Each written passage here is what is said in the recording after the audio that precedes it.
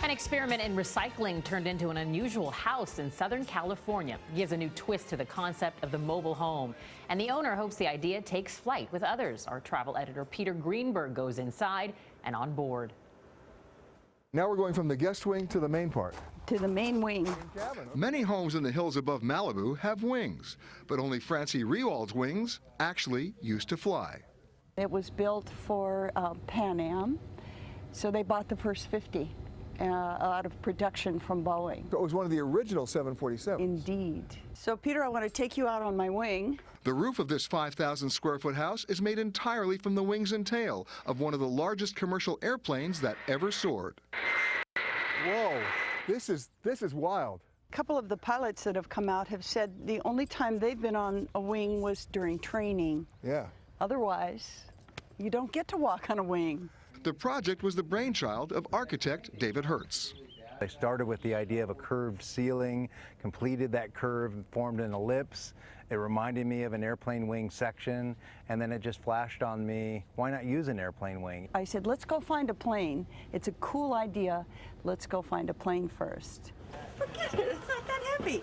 It was 2005 when that search brought them to an airplane boneyard in the Mojave Desert, 90 miles outside Los Angeles. They settled on this Pan Am turned Tower Airjet for a price tag of $35,000. But that was just the beginning.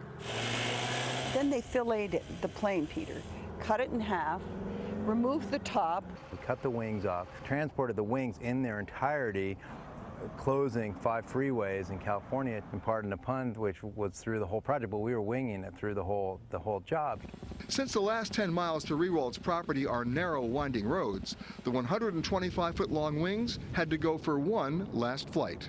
Who knew we'd have to cut the wings in half and fly them from the airport here to the site? My wings are here. I know. So what you're basically saying is buying the plane was one thing, getting it here was the expense. That's correct. Yeah. That's correct. So basically, here's the plane, $35,000, shipping not included. Yeah, exactly. Yeah, no kidding. Other parts of the plane found their way into the house, too. Oh, wow. Look at this. This is from the original plane, too, right? Yes. Not many airplane windows open. Thank God.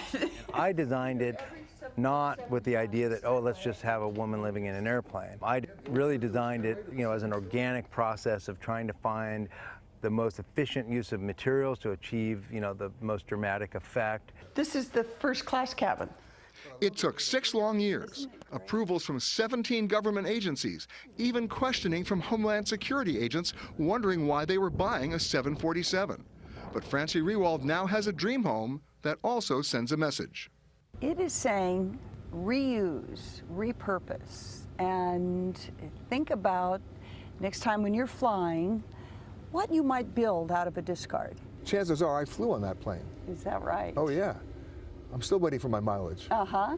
Yeah, well, There it is. Yeah, here's your mileage. And she's getting even more mileage out of it in the near future when she turns the fuselage into an art studio. You are airborne here. You're airborne. Exactly. For CBS This Morning, Peter Greenberg, Los Angeles. She's like, it's a cool idea, let's do it. Yeah. Also, like, we filleted the airplane. Get an A for creativity. Absolutely.